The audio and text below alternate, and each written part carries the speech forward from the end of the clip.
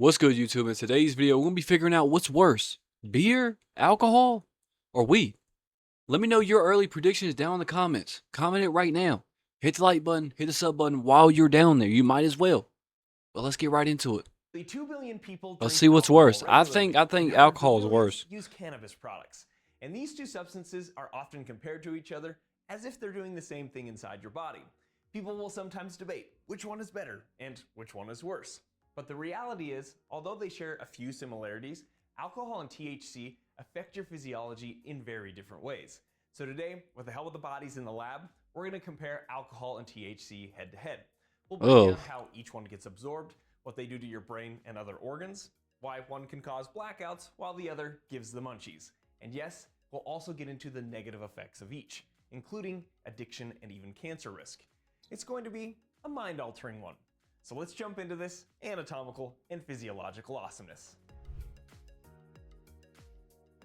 I mean, they posted on YouTube, man. YouTube don't strike me, bro. Alcohol, also known as ethanol, is a small molecule that can move easily through both the watery environments of your body and across cell membranes, which allows it to spread quickly throughout your blood. Okay, we get a little educational video up in this behind. You know what I'm saying? Educational video. Let's get into it then. I still think weed's worse, but I mean better for you.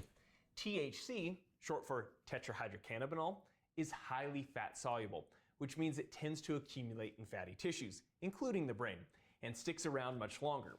But one of the biggest differences between these two substances starts with how they enter your body.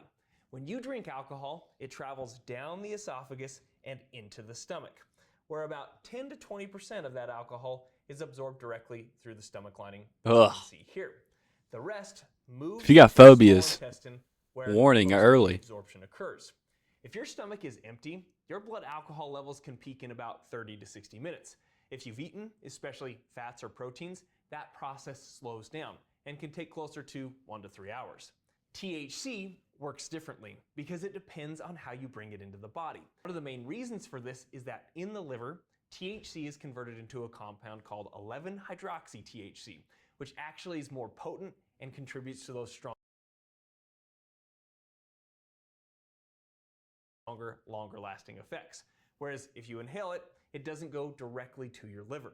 It can pass through multiple tissues before eventually getting there. So already we see a key difference. Alcohol has a single, fairly predictable route of absorption, while Weed, on the other hand, is It can be much more prolonged, especially when consumed as an edible. Now, once these substances enter your bloodstream, they both make their way to your brain. But what they do once they get there is very different. Alcohol is what we call a central nervous system depressant. It enhances the effects of GABA, which is an inhibitory neurotransmitter, and at the same time suppresses glutamate, which is excitatory. So the overall result is that brain activity slows down. Hey man, who took human anatomy in high school, man? Me right here. Me right here, buddy. I did. Still don't know what he's talking. I know what he's talking about when he points to it and he's explaining it, but like all these big words, buddy, you could have just told me in short definition, brother. And impulse control, which is why people often say and do things with alcohol that they might not normally do. In the hippocampus, it disrupts memory formation. In the cerebellum, it affects coordination and balance. And at higher doses, alcohol can even begin to suppress the brain stem, which controls breathing and heart rate. And this is what can make alcohol poisoning so dangerous. THC, on the other hand, works through your endocannabinoid system. It binds to CB1 receptors located throughout the brain and alters how neurons communicate with each other. Instead of broadly slowing everything down, it changes how signals are processed and transmitted. In the hypothalamus, which you can see here, it alters how hunger signals are regulated, which contributes to the classic munchies. In other areas of the brain, it influences dopamine and endorphin pathways, which can lead to relaxation or euphoria. But in some individuals, it can lead to anxiety or even paranoia. So a way you can think about this is that alcohol turns down the volume of the brain, while THC changes the signal itself. Now, even though both of these substances affect the brain, the way they impact... So what he's saying is, alcohol fucks you up. Weed makes you feel good. I'm gonna break it down for y'all boys out there that ain't too, human anatomically inclined. feels very different in real life. With alcohol, as doses increase, the brain can actually lose the ability to form new memories altogether. This is what leads to blackouts, where a person may be awake, talking and interacting, but later has no memory of what happened.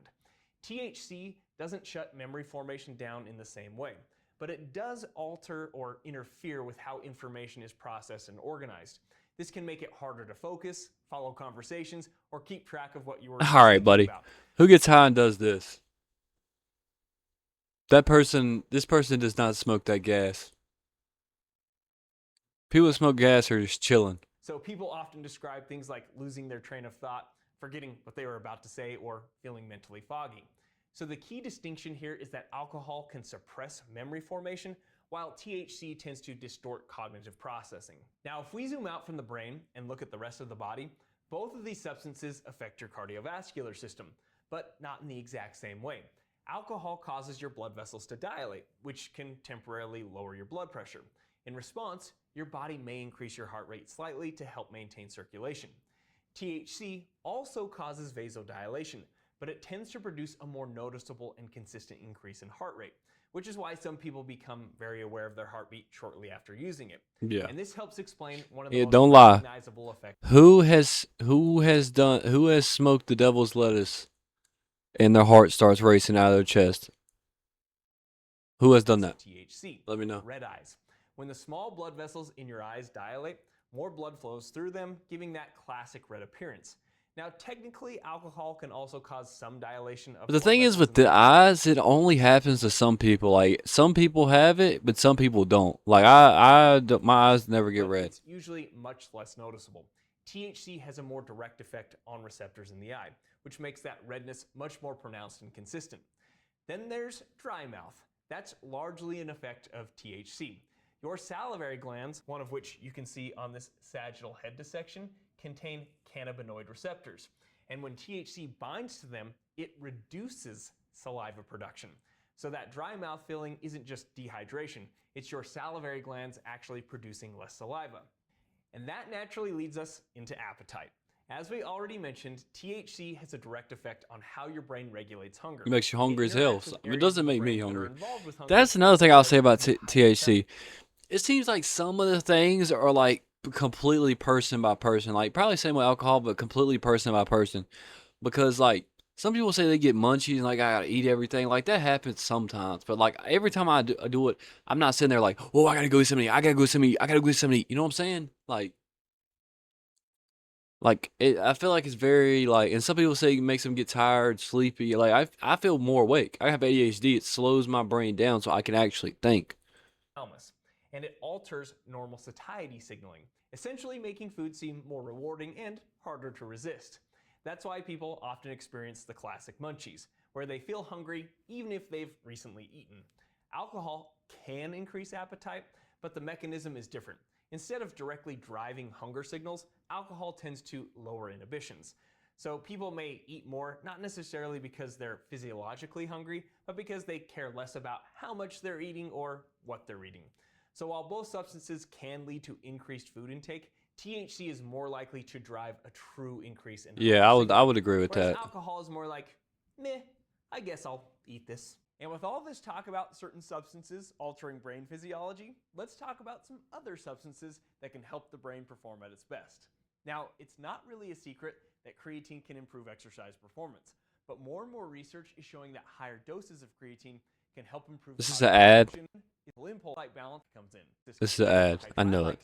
One can help similarly mats that are day. Anatomy. Now, alcohol and THC begin to separate even more. There we go. With alcohol, the I know it was effects ad, show buddy. up You as can't fool direct me. Progressive damage to organs over time. Creatine ain't got nothing to do with the weed, liver easy. is the primary side of this, since it's responsible for metabolizing alcohol. As alcohol is broken down, it forms acetaldehyde, which is actually more toxic than the alcohol itself and can trigger inflammation and oxidative stress. Over time, this can lead to fat accumulation in the liver, inflammation, scar tissue formation, and eventually more advanced conditions like fibrosis and cirrhosis, where the structure and function of the liver becomes significantly impaired. Alcohol can also affect other organs, including the pancreas that you can see here, as well as the inside lining of the stomach, contributing to conditions like pancreatitis and gastritis. THC is also processed by the liver, but it does not produce the same toxic metabolites or lead to the same progressive breakdown of organ structure at typical doses. Instead, many of its long-term effects are related more to how the brain and body function, especially with repeated or heavy use. Over time, this can lead to more persistent changes in memory, attention, and learning, along with the development of tolerance, meaning you need more to achieve the same effect. With heavier or more frequent use, some individuals may also experience increased anxiety, mood changes, or even a reduced ability to feel But like I said, I feel like that's person to person, and maybe like it's over longer periods of time. But I wouldn't say I have I have my goofy moments, but I wouldn't say it affects me and like changes, and I can't remember stuff like that. None of that stuff And while has some happened. people use THC to try to manage anxiety or depression, others may actually notice those symptoms becoming more pronounced over time. And it's also worth noting that THC use has increased over the years, not just in frequency, but in potency. In the 1990s, typical THC content was around 3 to 5%, whereas more recent cannabis flowers can range from 10 to 20% or more, which can amplify many of these effects, especially with frequent use. That said, some of THC's effects also depend on how it's used. For example, when cannabis is smoked, the lungs are exposed to combustion byproducts, which can lead to irritation and inflammation over time. And with vaping, especially with products from informal or unregulated sources, certain additives like vitamin E acetate have been linked to a condition known as EVALI, or e-cigarette or vaping use-associated lung injury.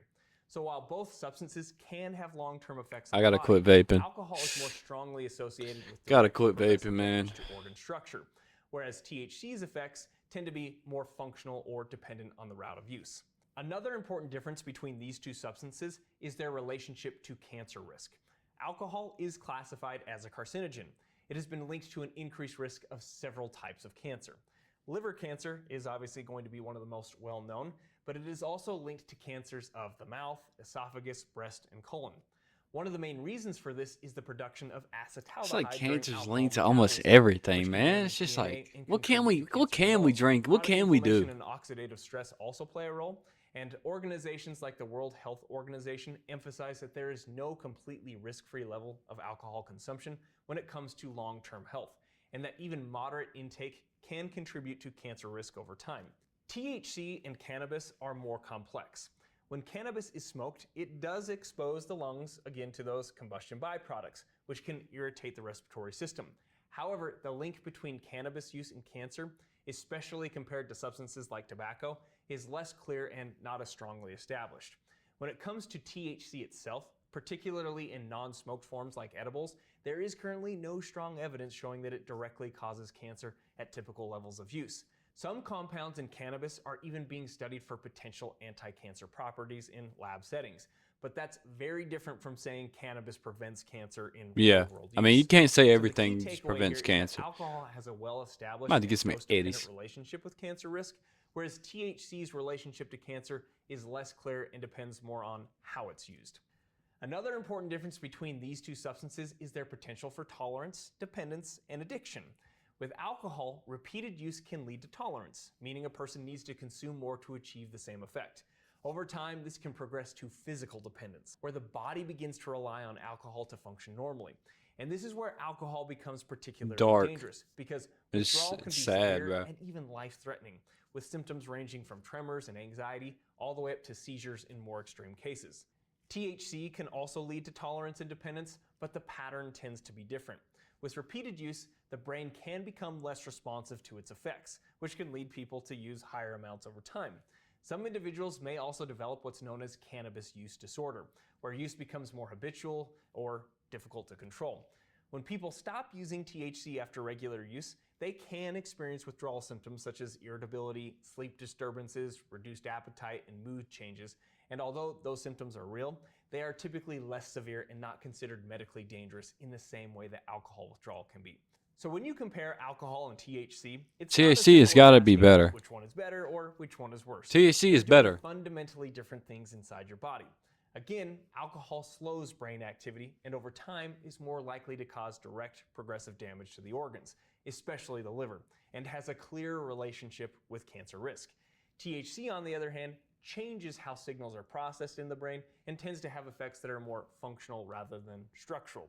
But with repeated or heavy use, those changes can still have real consequences, including effects on memory, THC is attention, better, bro. learning, and There's anxiety. no Now, way to this compare it video to is alcohol. not an indictment on anyone that uses these substances, so Great video, bro. I'm gonna leave the link to his full channel down below too. If you commented it the right answer, go let me know down in the comments right now. Like my top comment, share this video. I told you weed was gonna be overall probably better than alcohol, because alcohol is horrible for you, terrible for you. It's in every which way it can be. It's awful.